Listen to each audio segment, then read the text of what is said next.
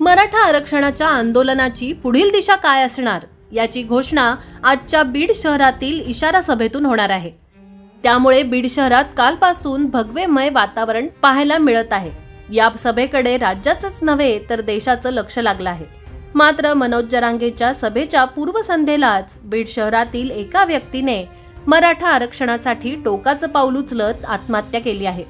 मधुकर खंडेराव शिंगण वय वर्ष 50 असं आत्महत्या करणाऱ्या व्यक्तीचं नाव आहे। एकीकडे बीड शहरात मनोज जरांगे यांच्या सभेची जोरदार तयारी सुरू होती, तर दुसरीकडे शहरातील बार्शी नाका परिसरामध्ये राहणाऱ्या मधुकर शिंगण यांनी शुक्रवारी रात्रीच्या सुमारास मराठा आरक्षणाच्या मागणीसाठी गळफास घेत आत्महत्या केल्याची घटना उघडकीस आली। तर आत्महत्या करण्यापूर्वी मयत मधुकर शिंगण यांनी एक सुसाईड नोट देखील लिहून ठेवली आहे। त्यांनी यात म्हटलं आहे की मुख्यमंत्री एकनाथ शिंदे साहेब राम राम, मराठ्यांना आरक्षण मिळालंच पाहिजे। मी मराठा आरक्षणासाठी जीवन संपवत आहे।